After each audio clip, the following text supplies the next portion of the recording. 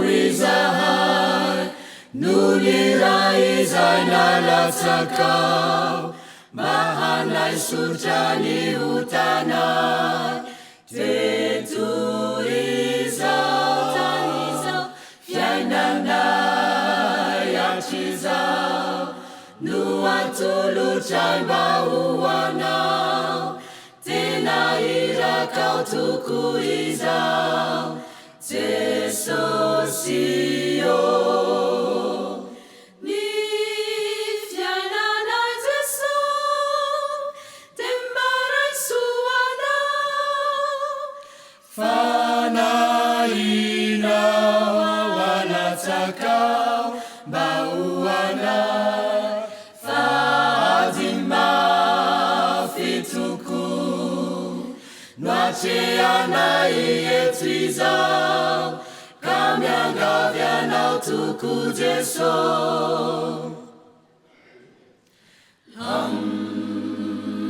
Hampir Tere Izai, Nunira Izaina Latakau, Bahanai Sutani Utanai, Tesosio,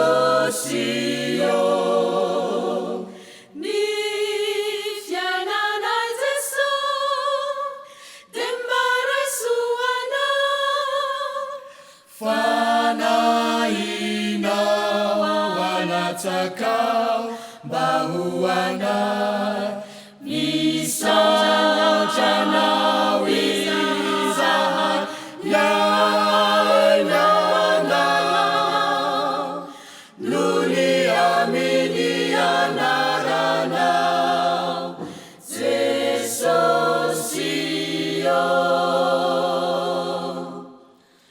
Maranatha,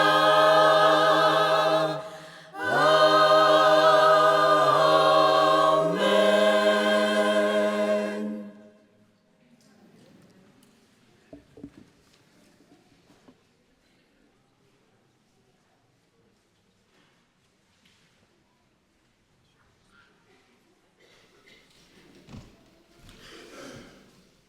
Bonjour chers frères et sœurs, soyez tous les bienvenus, chers amis, chers visiteurs, pour ce sabbat matin spécial, celui de l'ouverture et du début de l'année scolaire.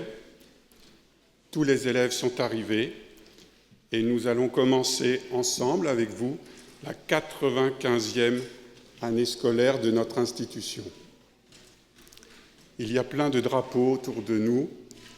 C'est juste pour indiquer que parmi les 407 élèves de cette année scolaire, il y a plus de 30 nationalités différentes. C'est la richesse de cette Église, sa jeunesse, son dynamisme, sa diversité, tous unis dans la grande famille de notre Seigneur. Et mon souhait, c'est que la joie, la paix et l'amour du Christ puissent habiter dans nos cœurs pendant ce moment de culte, ainsi que tout au long de cette année scolaire. Bon sabbat.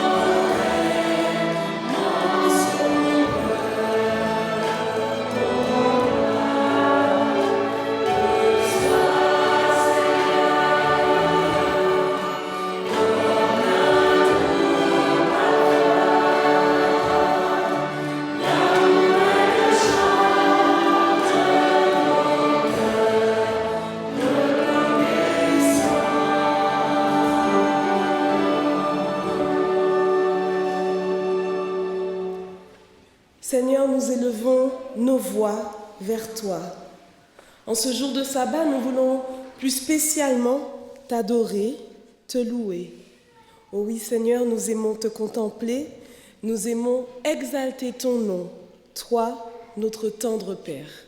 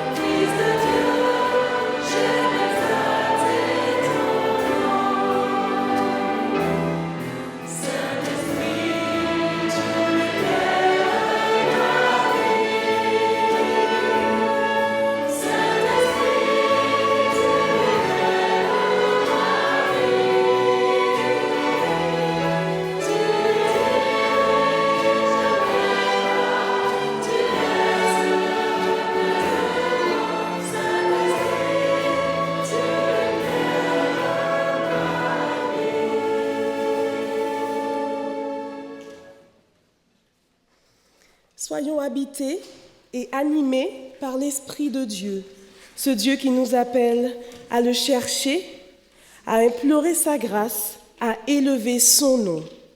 Unissons-nous et réjouissons-nous, car notre roi vient, il vient bientôt.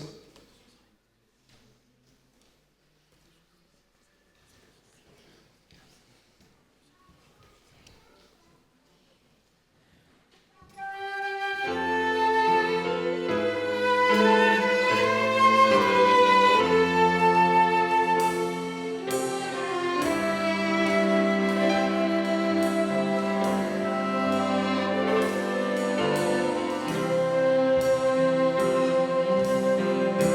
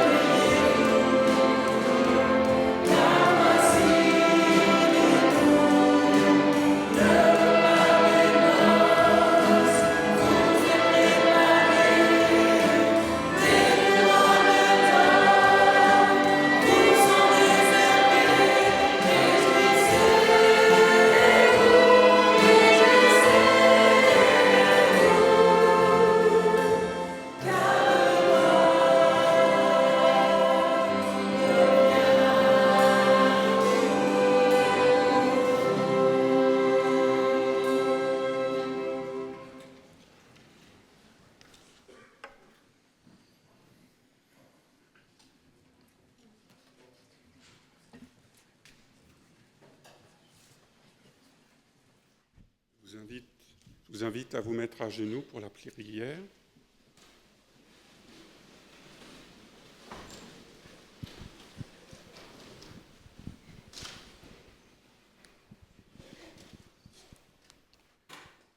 Mon Père céleste, nous sommes à genoux devant toi pour t'adorer, te louer, te remercier pour tous tes bienfaits durant cette semaine, pour ta protection, pour la liberté que tu nous donnes de nous réunir ici, ce matin. Je te prie tout particulièrement de bénir les élèves de l'école qui sont venus certains de très loin pour étudier, pour se préparer à te servir, que tu puisses les accompagner, les aider à franchir les difficultés qui sont dans leur vie. Bénis aussi les professeurs, que tu puisses les qualifier, les aider dans leurs tâches difficiles. Bénis aussi chacun des membres de l'Église ici présente. Et je voudrais aussi associer tous ceux qui participent à ce culte depuis chez eux par Internet. Bénis chacun, que chacun puisse sentir ta présence à ses côtés. Je te prie de pardonner nos fautes, nos manquements, de nous donner la force à nous aussi de pardonner, et que tu puisses régner dès à présent dans nos vies, en attendant le jour où tu régneras sur ce monde. Nous t'attendons, Seigneur. Amen.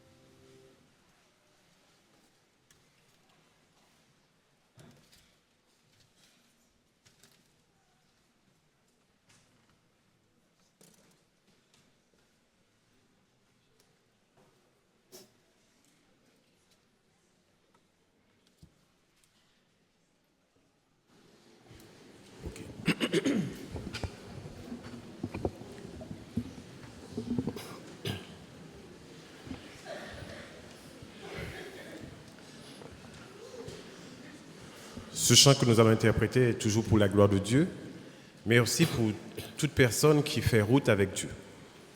Et pour tous ceux aussi qui désireraient aussi faire la route avec Dieu. Pour les étudiants, cette année, universitaires ou lycéens ou collégiens, ou ceux qui ne sont pas spécialement sur le campus, et aussi pour tous ceux qui travaillent, et pour ceux aussi qui cherchent du travail. Je vous invite à écouter ces quelques paroles de ce chant.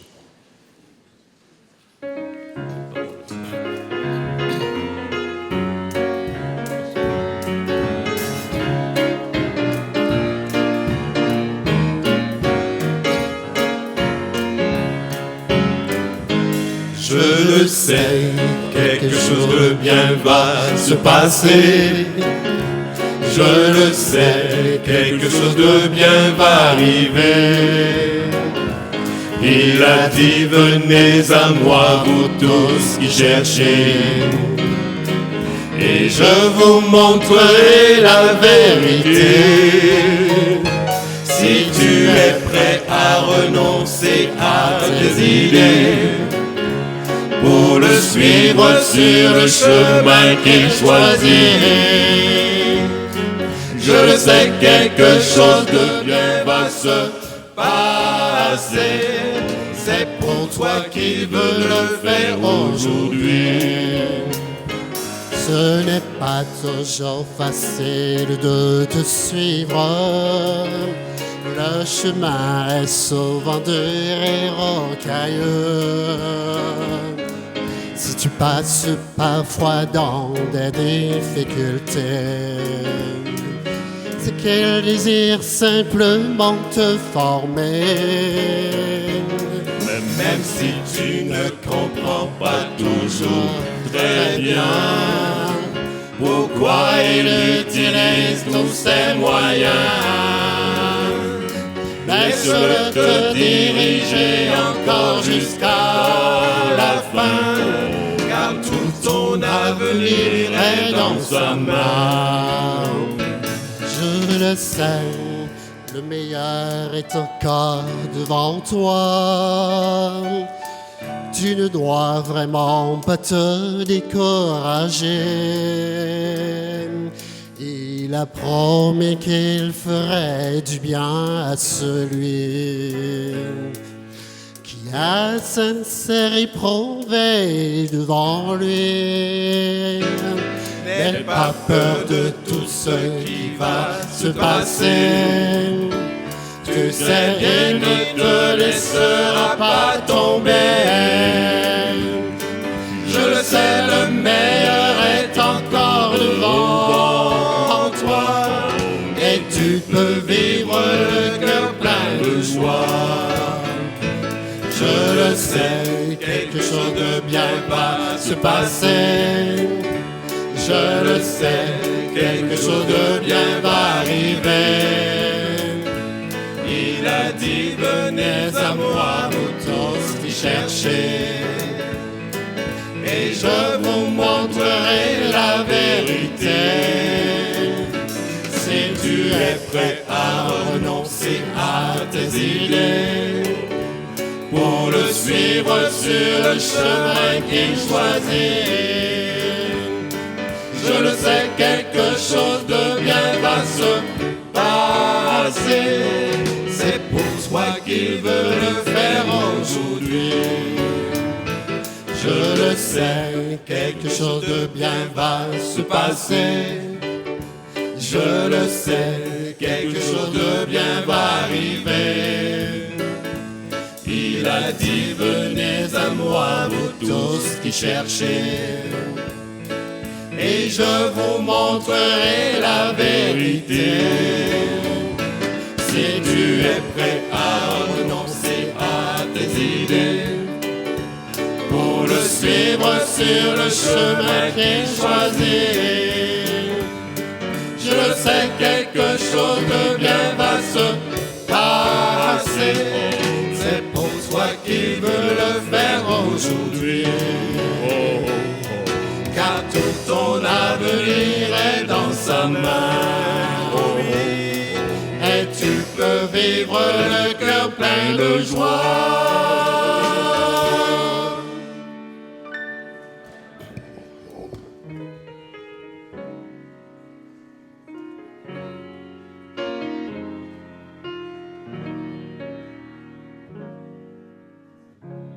De la parole des enfants. Donc tous les enfants sont invités à avancer jusqu'ici, alors que Ina a préparé une histoire pour eux.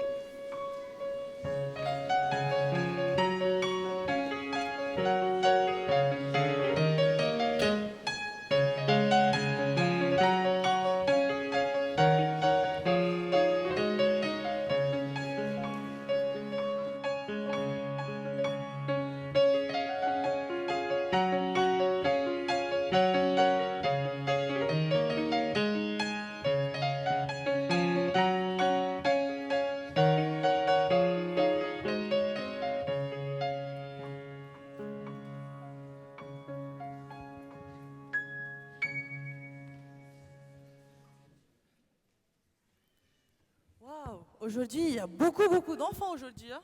Ouh là là. Test.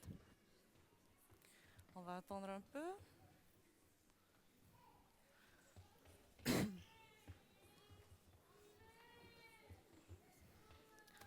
Test. Allez, installez-vous.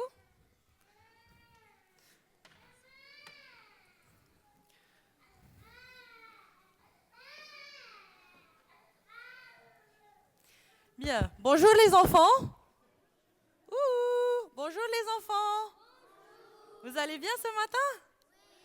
Eh bien, vous êtes nombreux, hein? Oh là là. En plus, vous êtes tous beaux aujourd'hui, hein? Eh bien, dis donc. Maman, dépêche-toi. Tu es en retard là. Tu sais bien que je dois aller arroser les plantes.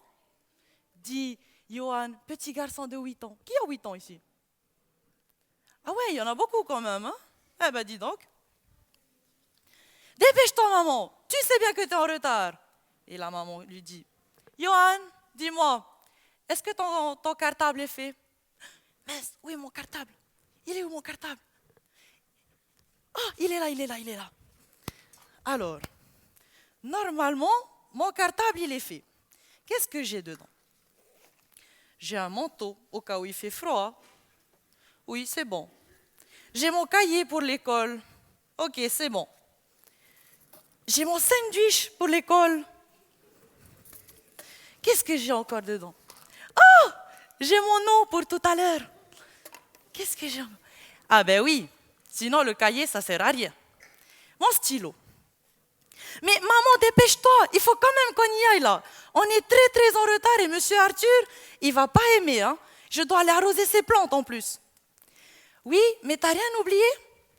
Alors, qu'est-ce que je peux avoir oublié ce matin? Ma Bible, où est ma Bible? Maman, est-ce que t'as vu ma Bible? Ben non, je sais pas où elle est. Mais maman, où elle est ma Bible? Je sais pas, regarde sur le piano. Sur le piano. Ah, elle est là. Elle est là, ma Bible. Ah, et voilà, je range tout dedans.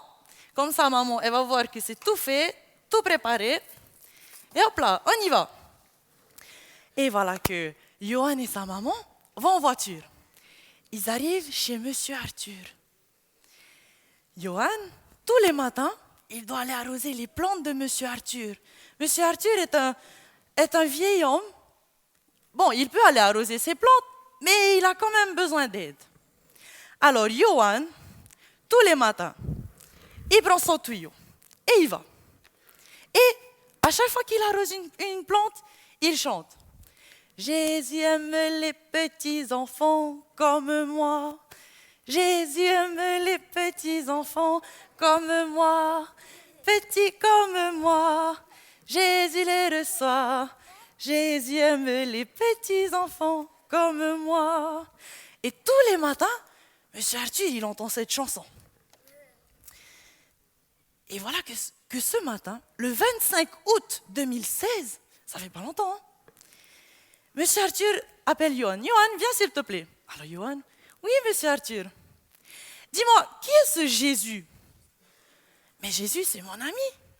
Mais oui, mais pourquoi Jésus aime les petits enfants? Tu peux bien chanter « Maman aime les petits enfants comme moi ». Oui, mais à l'église, on nous apprend une autre chanson. Et Jésus, il est tout. C'est le sauveur, c'est le créateur. Et puis monsieur Arthur, il fait « Dis-moi, tu es chrétien, mon petit ?» Et Johan qui fait « Oui, je suis chrétien. » D'accord. Donc tu dis que Jésus, tu le connais bien alors? Ben oui, tous les matins, ma maman, elle me raconte une histoire de Jésus. Il est mort pour nous sur la croix, il est mort pour toi et pour moi. Ah bon? Oui. Écoute, j'ai pas trop le temps de t'expliquer maintenant, je te laisse ma Bible.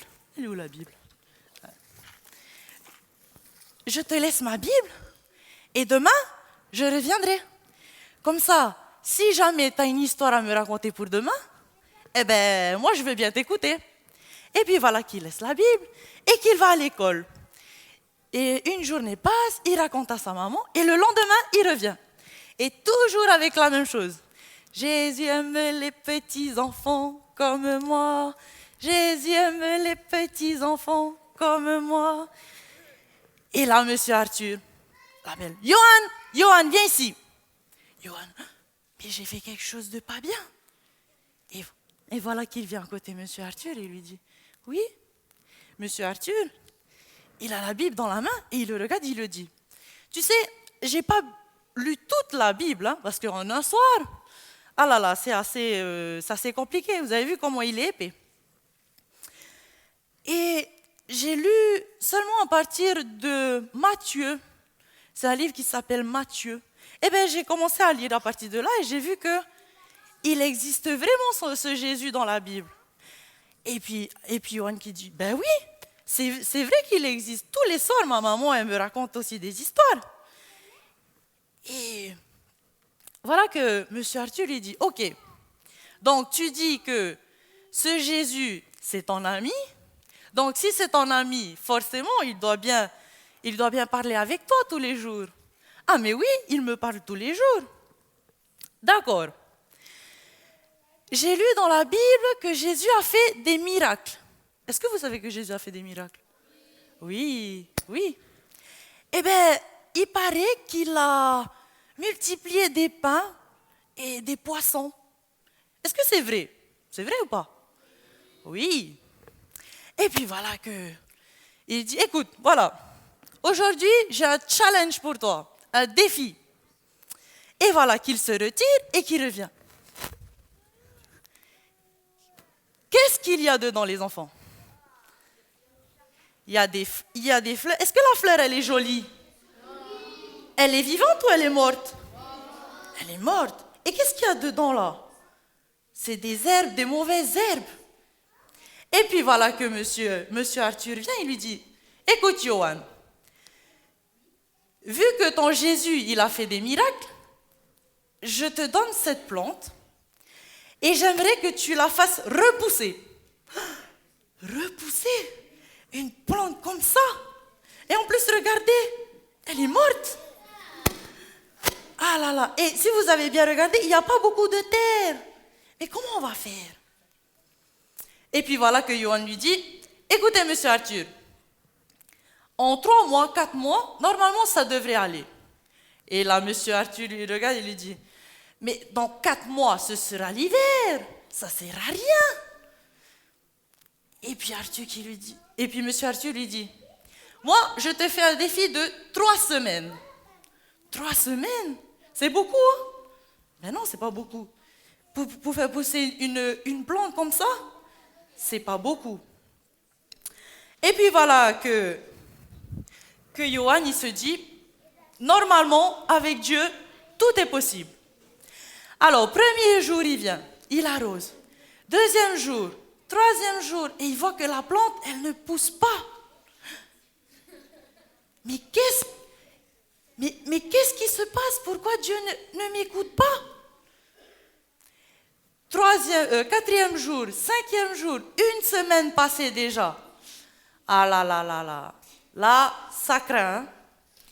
Et puis voilà qu'il se dit, j'ai une idée.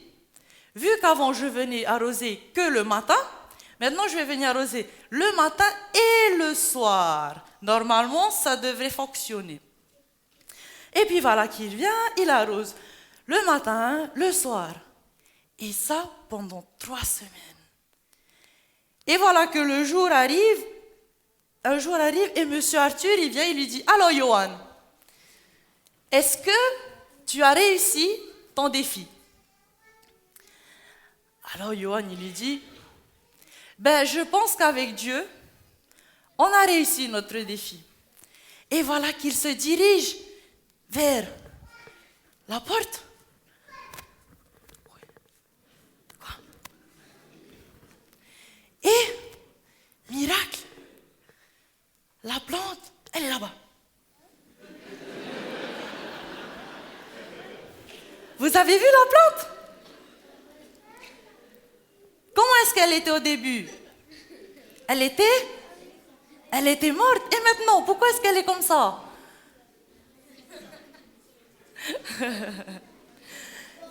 Et vous voyez tout cela, les enfants, juste pour vous dire, avec la persévérance, avec Dieu dans notre vie, nous pouvons faire de grandes choses et des choses merveilleuses. Voilà mon histoire de ce matin. Merci les enfants.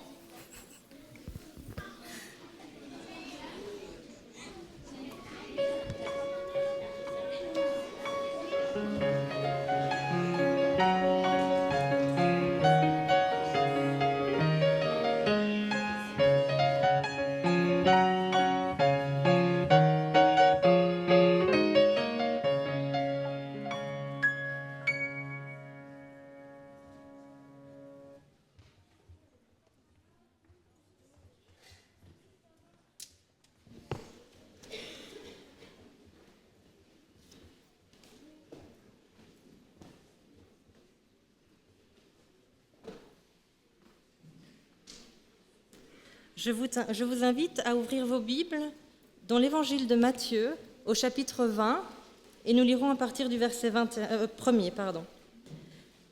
Car le royaume des cieux est semblable à un maître de maison qui sortit dès le matin afin de louer des ouvriers pour sa vigne. Il convint avec eux d'1 denier par jour, et il les envoya à sa vigne. Il sortit vers la 3e heure, et il en vit d'autres qui étaient sur la place sans rien faire. Il leur dit, « Allez aussi à ma vigne, et je vous donnerai ce qui sera raisonnable. » Et ils y allèrent. Il sortit de nouveau vers la 6e heure et vers la 9e, et il fit de même. Étant sorti vers la 11e heure, il en vit d'autres qui se trouvaient là et qui ne faisaient rien. Et il leur dit, « Pourquoi vous tenez-vous ici toute la journée sans rien faire ?» Ils lui répondirent, « C'est que personne ne nous a loués. » « Allez aussi à ma vigne, leur dit-il. Quand le soir fut venu, le maître de la vigne dit à son intendant, « Appelle les ouvriers et paye-leur le salaire en allant des derniers aux premiers. » Ceux de la 11e heure vinrent et reçurent chacun 1 denier. Les premiers vinrent ensuite, croyant recevoir davantage, mais ils reçurent chacun aussi 1 denier. En le recevant, ils murmurèrent contre le maître de la maison, et ils dirent, « Ces derniers n'ont travaillé qu'1 heure, et tu les traites à l'égal de nous, qui avons supporté la fatigue du jour et de la chaleur ?» Il répondit à l'un d'eux, « Mon ami, je ne te fais pas tort. N'as-tu pas convenu avec moi d'1 denier ? Prends ce qui te revient, et va-t'en. Je veux donner à ce dernier autant qu'à toi. Ne m'est-il pas permis de faire de mon bien ce que je veux ? Ou vois-tu de mauvais œil que je sois bon ? Ainsi, les derniers seront les premiers, et les premiers seront les derniers. »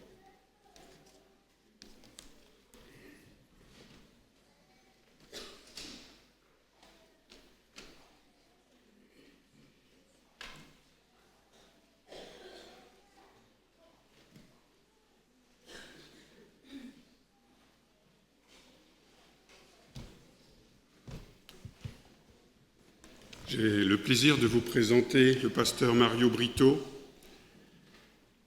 Pasteur Mario Brito est le président de la division intereuropéenne, notre division, qui regroupe plus de 20 pays et 180 000 adventistes.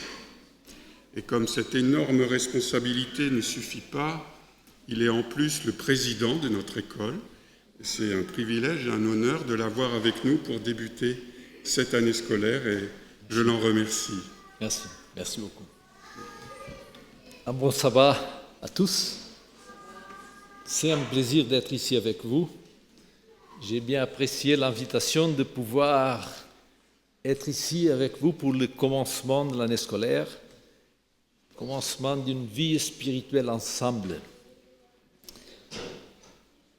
Quand je pensais quoi vous apporter comme cadeau, je réfléchissais et j'ai pensé de vous apporter un cadeau qui soit bon et beau, c'est-à-dire qui puisse être bon pour votre vie spirituelle et acceptable pour vous aussi. Disons, quand on apporte un cadeau, il ne faut pas seulement qu'il nous plaise, il faut aussi qu'il puisse contribuer à l'édification, qu'il puisse être utile à ceux qui le reçoivent. Et cette réflexion de ce matin, c'est mon cadeau pour vous, mes frères et sœurs, chers collègues, chers élèves, chers enfants. Pas mal d'enfants vous avez ici. Et j'ai pensé aussi aux enfants. J'ai pensé à la jeunesse. Et j'ai pensé de parler simple et direct, mais des choses très importantes. Le texte que nous venons de lire me rappelle les 10 années que j'étais dans la région du nord-est du Portugal. Vous savez, c'est où on produit le vin de Porto. Le vin de Porto n'est pas exactement produit à Porto, disons, il est mis là dans les caves, mais il est produit dans la vallée du Douro, la rivière, que vous connaissez, le fleuve, je pense que c'est le plus adéquat. Et pendant cette époque de l'année, à peu près vers la fin du mois de septembre, il y a les mêmes scènes qu'on voit ici décrites dans cette parabole qui arrivent là dans ces régions.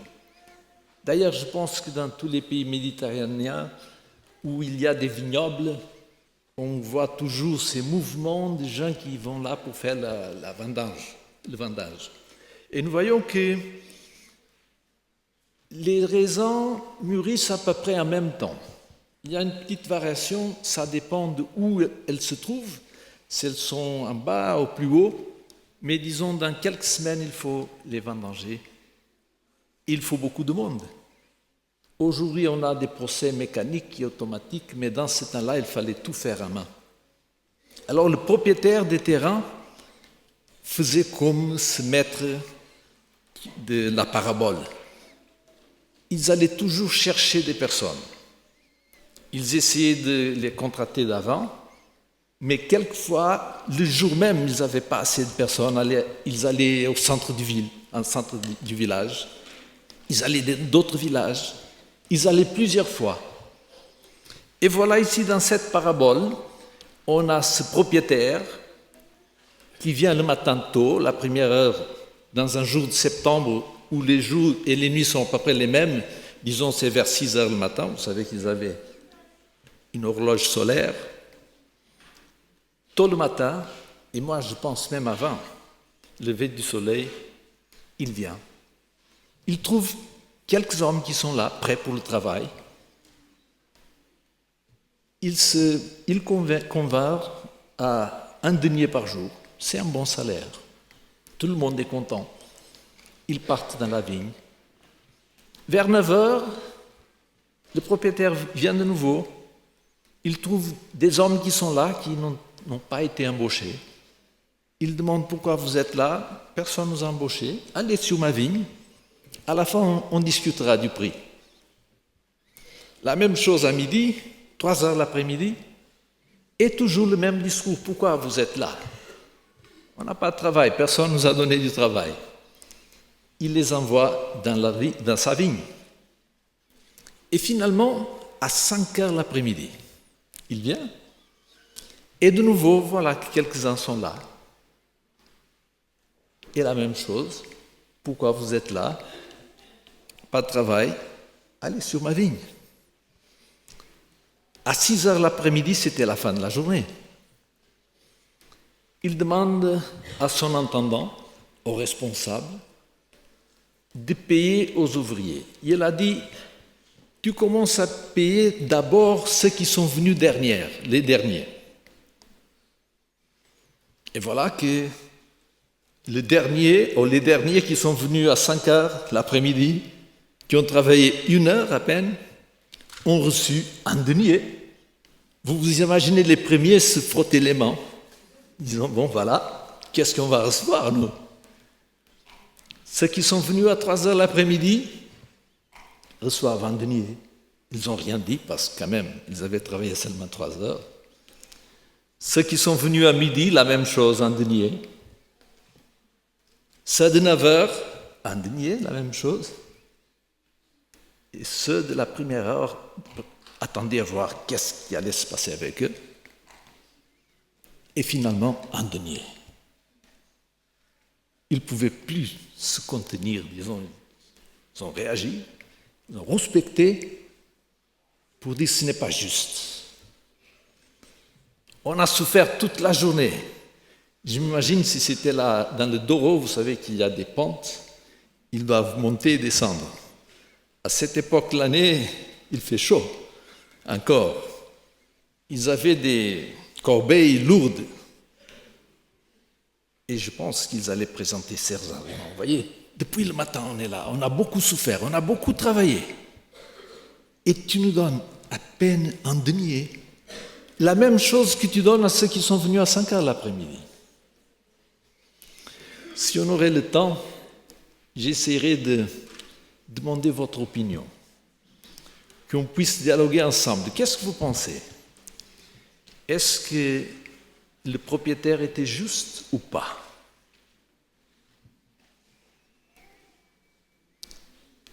Quand j'ai posé cette question, très souvent, j'ai eu des différentes réponses.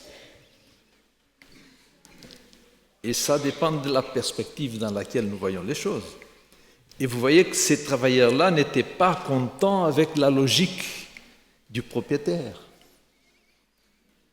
Mais le propriétaire avait raison, il a dit, mais quel était notre contrat? Ce n'était pas un denier par jour? Oui. Alors, je ne vous fais pas tort. Prenez votre argent et allez-y. C'était juste. Même s'ils allaient au juge, il avait raison. C'est très intéressant que Jésus est un pédagogue excellent. J'essaie d'apprendre avec lui. Il est extraordinaire. Il va nous apprendre quelque chose avec cette parole, certainement. Parce que s'il ne voulait pas, il aurait payé ceux qui sont venus à la première heure, ils allaient à la maison, ils ne sauraient rien. Et ceux qui sont venus à la dernière heure seraient contents, mais ils garderaient ça pour eux-mêmes. Mais il voulait nous parler un peu de la motivation pour le travail. Et vous savez que c'est très important que nous tous pensions à nos motivations. Qu'est-ce qui nous pousse? Qu'est-ce qui nous mène à faire les choses que nous faisons? Je regarde toujours la montre. J'aimerais tellement vous dire des choses, mais je vais essayer de rester avec les 30 minutes, pas plus. Mais je sais que vous allez le faire comme travail de maison. Pensez à vos motivations. Pensons-nous tous à nos motivations. Et moi, je demande, quelle était la motivation des travailleurs qui sont venus à la première heure? Pourquoi pensez-vous ils sont venus travailler? C'est parce qu'ils aimaient le propriétaire? Ils étaient contents d'être là à son côté parce qu'ils étaient des bons amis? Ils sont venus pour l'aider parce qu'ils pensaient seulement à l'aider, parce qu'il avait tellement de travail, d'une forme désintéressée? C'était ça leur motivation? Non. Effectivement, ça a été prouvé qu'ils sont venus parce qu'ils allaient recevoir un salaire. Et c'était ça, leur motivation. Pensons aux travailleurs qui sont venus à 5 heures l'après-midi. Pendant qu'ils allaient vers la maison et au moment qu'ils arrivent à la maison, qu'est-ce que vous pensez qu'ils allaient dire à ces femmes, leurs femmes, dans ce cas-là, à leurs femmes? Je pense qu'ils se portaient bien tous. Qu'est-ce qu'ils allaient dire? Vous pensez qu'ils allaient respecter par rapport à ce propriétaire? Non. Certainement, ils étaient reconnaissants, ils étaient contents de dire, voilà, on a trouvé un homme qui a un cœur merveilleux. À ce temps-là, ils n'avaient pas de sécurité sociale. On vivait avec ce qu'on gagnait du jour au jour. Ces travailleurs de la dernière heure, certainement, avaient des familles, avaient des enfants. Et quand on lit la parabole, il semble que le propriétaire les a embauchés, les a contratés parce qu'il a eu de la peine. Et sinon, vous voyez qu'il pouvait avoir donné un 12e à ceux qui ont travaillé 1 heure. Et quand même, il serait content. Il aurait pu faire ça sans problème. Mais il a pensé à leur bien-être. Il a pensé aux travailleurs et à leur famille. Il a décidé d'être généreux avec eux. C'est vrai qu'ils avaient beaucoup de gratitude, ils étaient contents, parce qu'ils ne méritaient pas ça. Ils ont découvert comment cet homme était généreux. Moi, je me demande, par rapport aux travailleurs de la première heure, s'ils pensaient un tout petit peu différemment, si finalement ils ne seraient pas contents aussi. Ils auraient pu penser de cette façon, voilà, finalement, on a trouvé un bon patron. Parce qu'il a eu de la peine des autres qui n'avaient pas du travail. Il a été généreux avec eux. Peut-être la prochaine fois, il va être généreux avec nous. Et c'était un privilège d'avoir pu travailler pour un homme aussi généreux que celui-là. Ils auraient pu penser ça. Et alors, ils seraient contents pour le patron et pour les autres travailleurs aussi. Mais il semble qu'ils pensaient qu'à eux-mêmes. Et comme ils pensaient à eux-mêmes, ils ont respecté parce qu'ils n'étaient pas contents. Ils n'étaient pas contents que les autres aient le même salaire, ayant travaillé seulement 1 heure. Vous savez que je vous invite, quand vous avez le temps, je vais seulement mentionner ça brièvement, à essayer de comprendre le contexte dans lequel cette parabole apparaît. Au chapitre 19, à partir du verset 16, dans le livre de Matthieu, 19 à partir du verset 16, nous voyons que c'est le jeune homme riche qui vient à Jésus. Il a été touché par Jésus, par tout ce que Jésus faisait, sa générosité, son amour. Il dit, bon maître, que dois-je faire pour avoir la vie éternelle? Et Jésus lui dit, mais pourquoi tu m'appelles bon? Bon, il y a seulement un qui est Dieu, sera que tu vois que je suis Dieu. Mais il a dit, voilà, ça j'ai tout gardé. Jésus mentionne les commandements de la 2e table de la loi. Il dit, tout ça j'ai fait depuis ma jeunesse. J'ai dit, bon, si tu veux être parfait, va, vends tout ce que tu as, donne aux pauvres, viens et suis-moi. Vous voyez, c'est très intéressant. Quelquefois, on a une compréhension légaliste de la loi.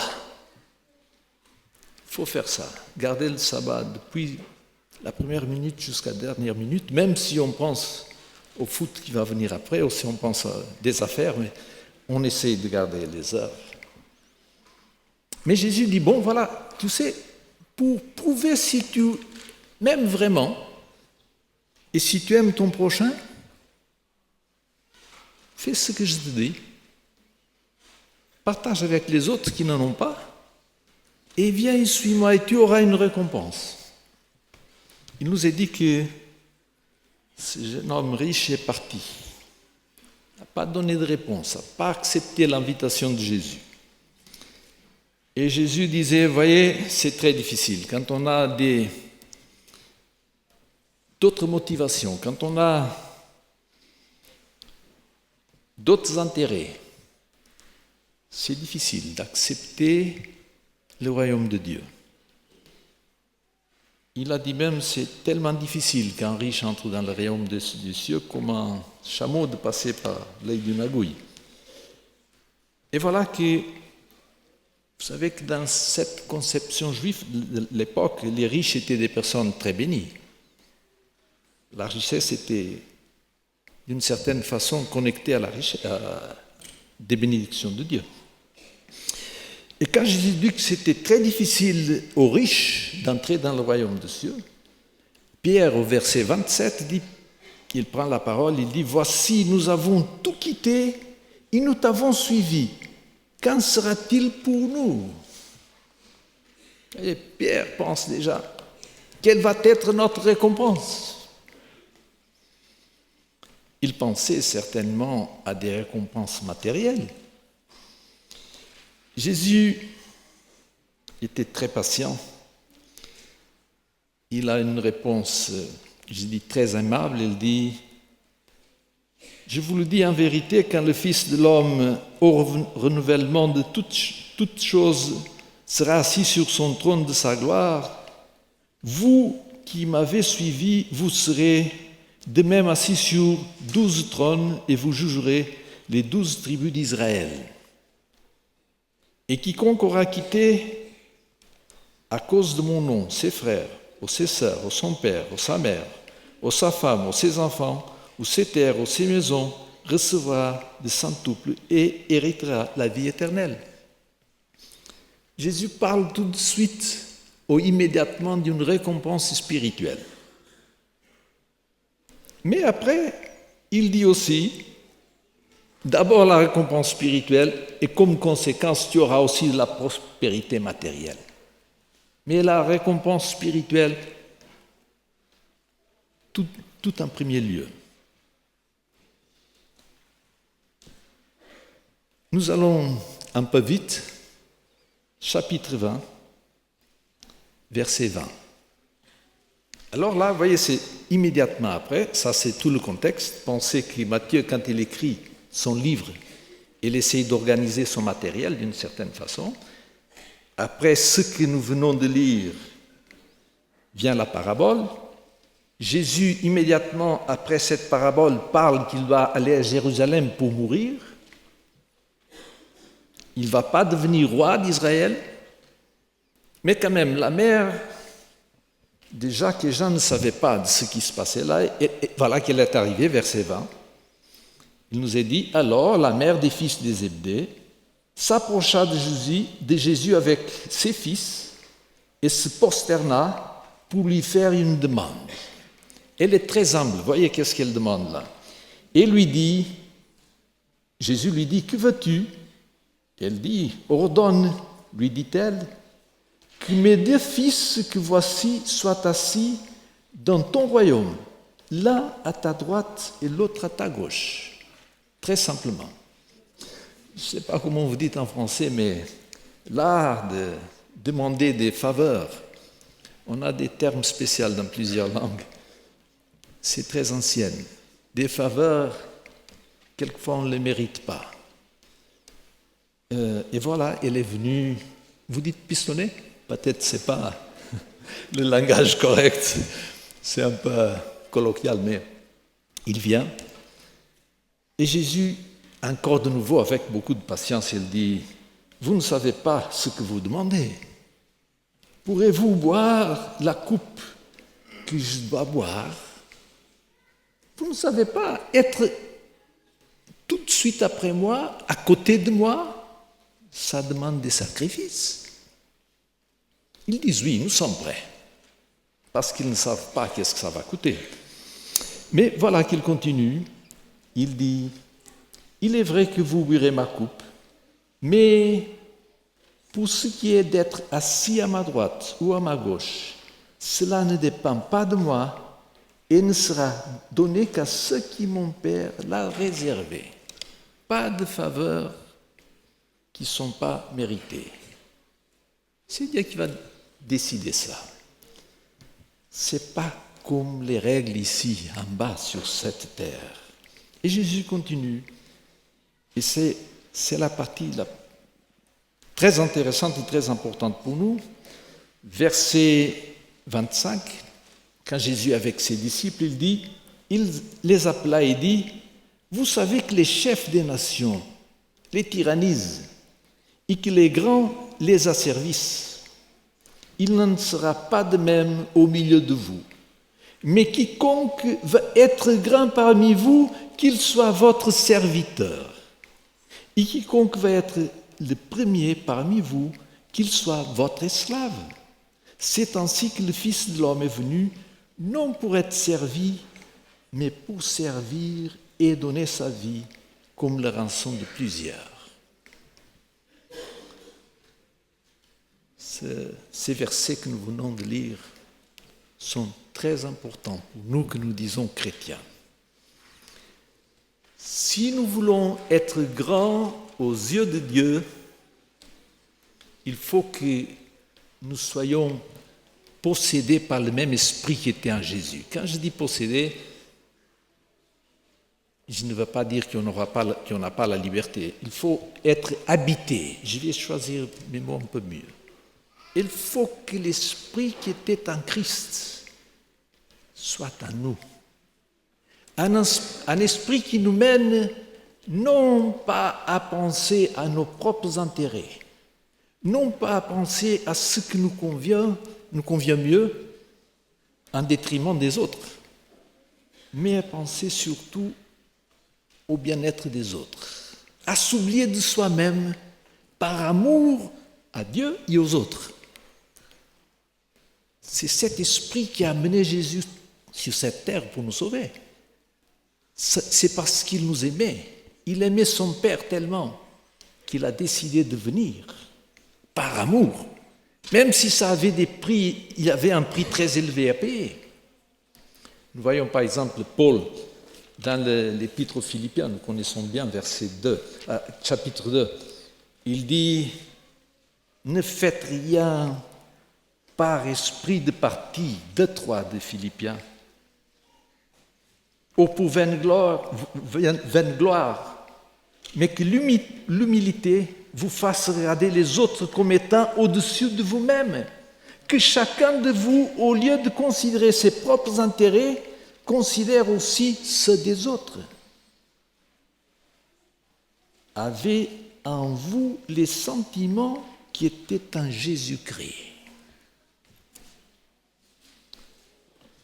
Je vous dis, quand je lis des textes comme ça, je les mâche. Vous savez, j'essaie de masquer encore une fois, de les assimiler.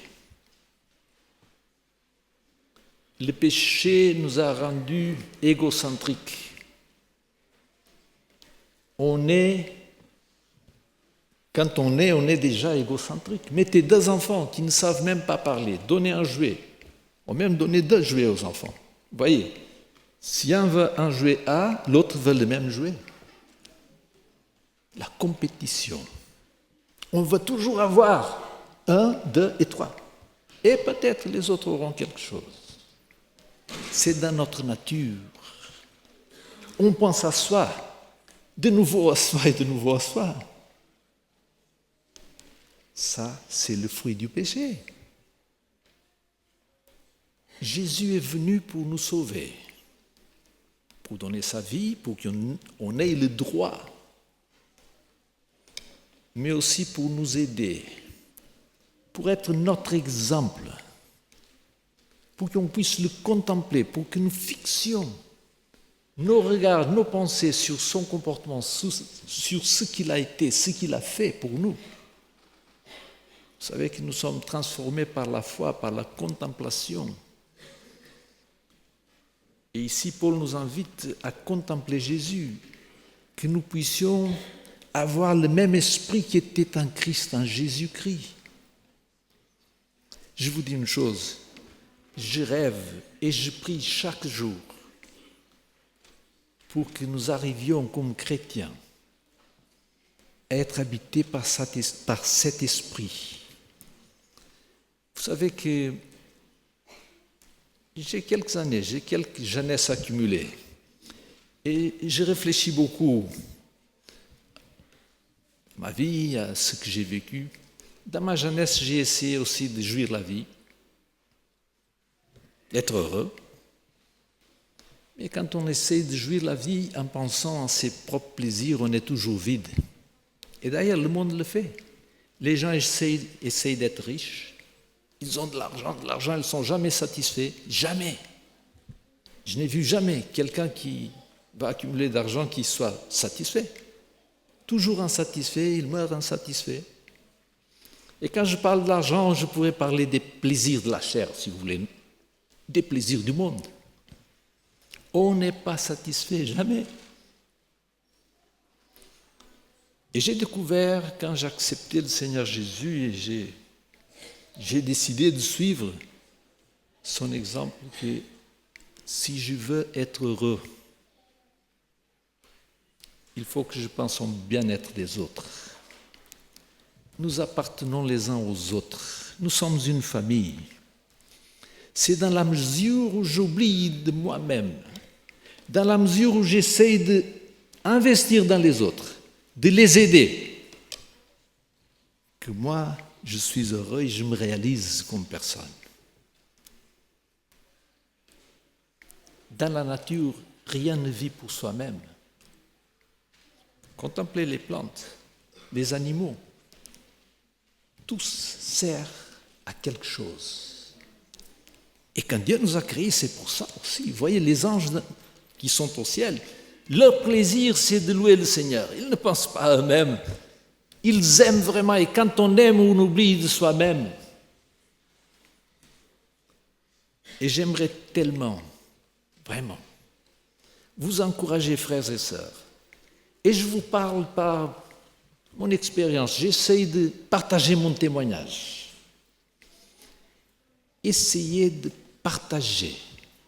Plus nous donnons, plus nous recevons, plus nous sommes heureux. D'ailleurs, je vous dis, si vous voulez recevoir beaucoup, donnez beaucoup. Plus vous êtes généreux, plus vous préparez pour recevoir. Le père de frère Falkenberg, quand je dis le père, ce n'est pas celui qui est mort récemment, mais son père qui est mort pas mal d'années. Il était directeur de stewardship, de gestion chrétienne de la vie dans notre division il y a pas mal d'années.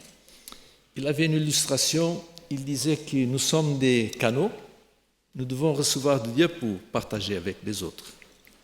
Mais il dit, quelques-uns font comme ça. Et tout de suite, ça ne coule plus. Vous voyez, parce qu'on essaye. Mais si on donne, on reçoit.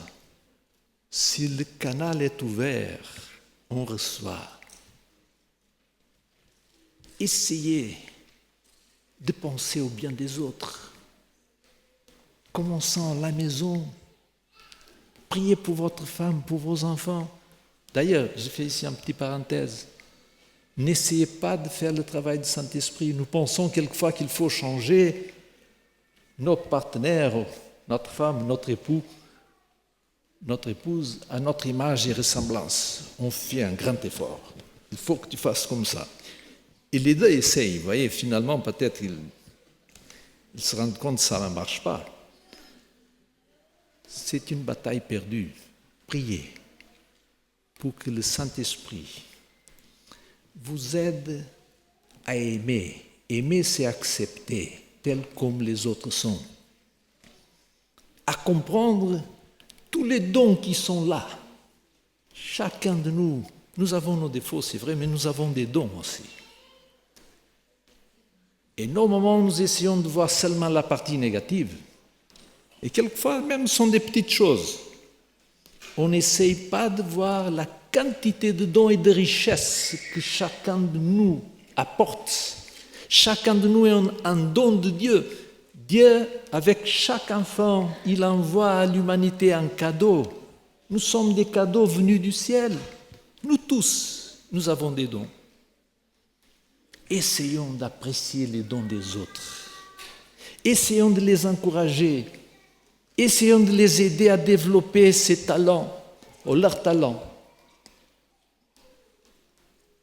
Je sais que pas mal de ceux qui sont ici, des professeurs que je connais, je sais qu'ils sont vraiment engagés à aider ces élèves. Continuez. Ne désistez pas. Continuez à investir. Comme je disais, à la maison avec votre épouse, votre époux, avec vos enfants, à l'école, avec vos élèves. Élèves, investissez aussi ceux qui sont plus jeunes. Pensez à collaborer, à aider vos parents, collaborer avec vos professeurs. Je rêve du jour où cette réalité sera généralisée dans notre Église. Si nous pensons à nos propres intérêts, on ne peut pas être unis. Jamais.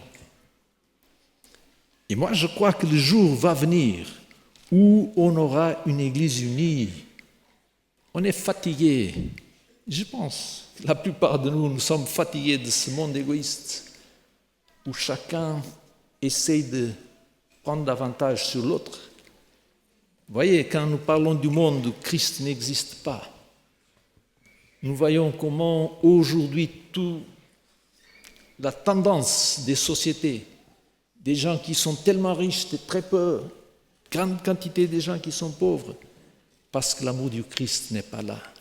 Jésus dit, ne faites pas comme ça. À l'église, ça ne doit pas être comme ça. À l'école, ça ne doit pas être comme ça. D'ailleurs, une école, c'est un centre de rédemption, de salut. Le Seigneur nous a mis ici pour que nous créions cette atmosphère positive, cette atmosphère d'amour, d'altruisme pour que les élèves, quand ils retournent chez eux ou quand ils vont dans leur champ de travail, ils puissent aussi faire de la même façon. Je vois que je dois arrêter. Pensez que l'amour est un don et un fruit de l'esprit. Priez pour ça. Et la preuve que votre amour est profond est quand vous êtes capable de pardonner ceux qui vous offensent, ceux qui vous font du mal. Ce n'est pas facile. Et je peux parler par moi-même. Quelquefois, j'ai dû prier des jours et des jours parce que des gens m'ont fait du mal sans aucune raison. Mais je disais, Seigneur, je dois pardonner parce que tu dis que je dois pardonner. Et je priais que le Seigneur m'aide à ça. Et la chose étrange, toujours quand je prie, je vois que le Seigneur m'aide à être dans sa propre perspective. Je ne vois pas le gros problème, mais je vois l'humanité très petite. Nous sommes rien. Ceux qui nous offendent, quelquefois, ils ne savent pas qu'ils sont en train de nous offendre. Jésus a vécu cette expérience, il dit, Père, pardonne-leur, parce qu'ils ne savent pas qu'est-ce qu'ils font. Ceux qui nous offendent ne savent pas qu'est-ce qu'ils font. Mais on ne peut pas corriger ça avec une matraillette. On ne peut pas aider nos offenseurs en mettant plus de violence ou d'oppression. Ça va casser. Seulement ceux qui sont habités par cet esprit du Christ, qui ont cette même perspective que Dieu a eue, peuvent avoir pitié de ceux qui leur offendent et prier pour eux. Prions les uns pour les autres, frères et sœurs. Je vous dis ça du fond de mon cœur. Et quand je prie pour les autres, je grandis. Seulement Dieu peut pardonner. Et quand nous sommes capables de pardonner, c'est que, d'une certaine façon, nous sommes en train de grandir à son image et ressemblance. Et c'est pour cela qu'on est ici sur cette terre, pour croître, pour récupérer cette image de Dieu, cette image d'amour. L'essence de Dieu, c'est l'amour. Dieu est amour. Il veut que cette même essence soit en nous.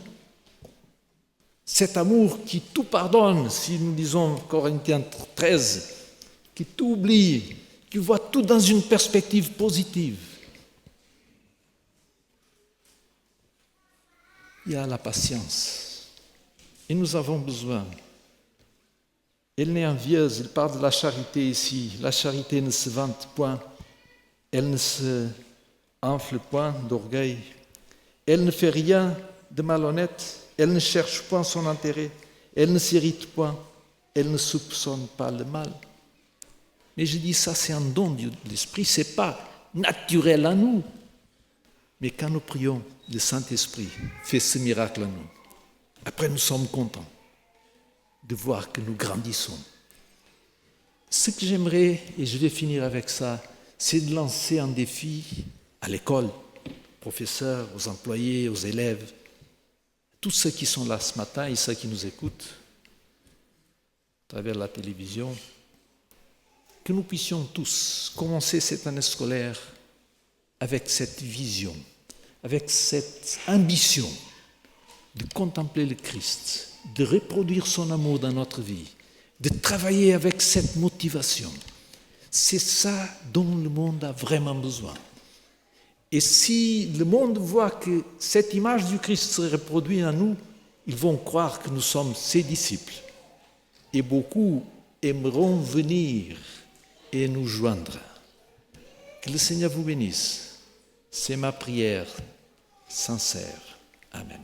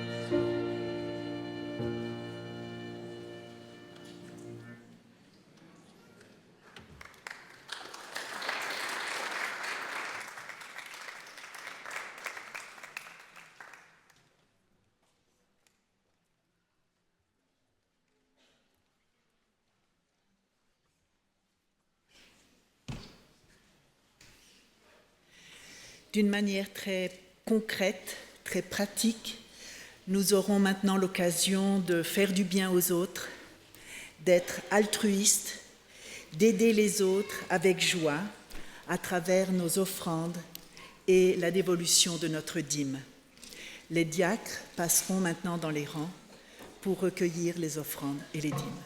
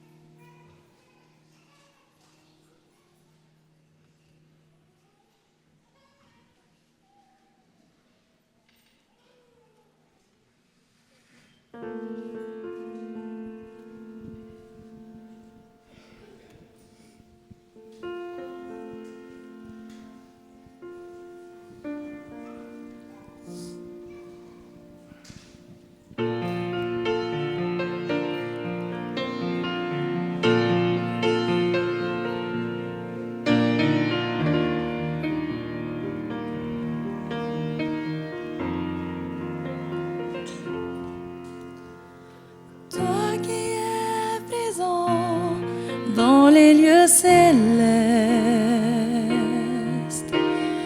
dans ta splendeur, tout l'univers t'acclame. Tu es notre Créateur. Bon Père céleste, comment te dire merci toutes les fois que tu nous as bénis. Majesté, maître de ce monde, ton amour est infini, éternel. Rends-nous, Seigneur, tel que nous sommes, illumine nos cœurs, transforme-nous, Seigneur.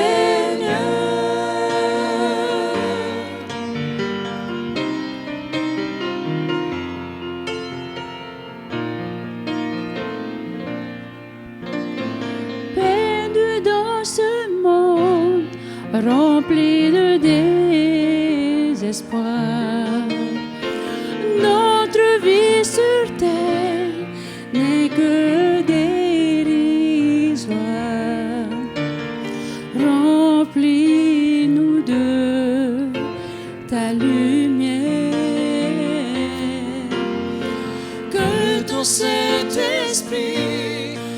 nous fait voir ta clarté. Et pour qu'enfin nous suivons ton chemin. Majesté, maître de ce monde, ton amour est infini, éternel, éternel. Rends-nous, Seigneur, tel que nous sommes, illumine nos cœurs, transforme-nous, Seigneur. Majesté, maître de ce monde,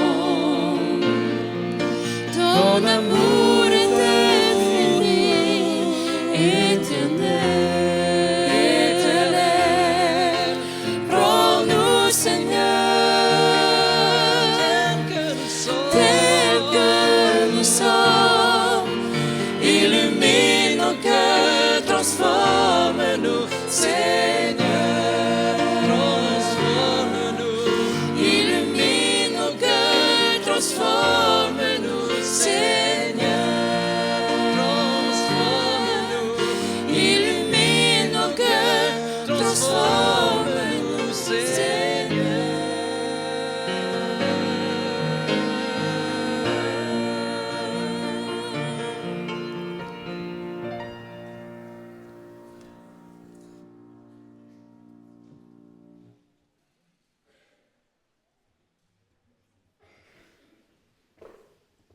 Je vous invite à vous lever pour la prière.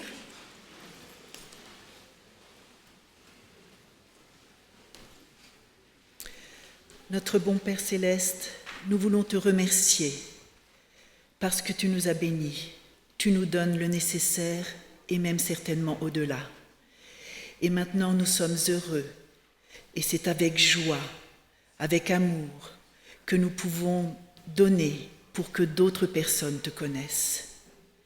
Seigneur, je te prie de bénir les personnes qui vont devoir donner cet argent, qui vont devoir utiliser cet argent. Permets qu'ils aient de la sagesse, permets qu'ils aient ton esprit pour que le mieux soit fait avec ce qui a été donné. Maintenant, je te demande aussi d'être avec chacun d'entre nous, ici présents, avec chacune des personnes qui nous regardent à travers l'Internet, et que tes bénédictions reposent sur chacun. C'est ma prière au nom de Jésus. Amen. Merci.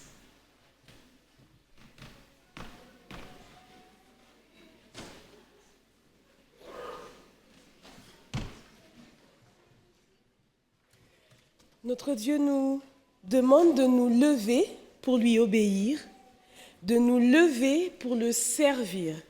Alors, peuple de Dieu, peuple de Collonges, lève simplement les mains pour le louer.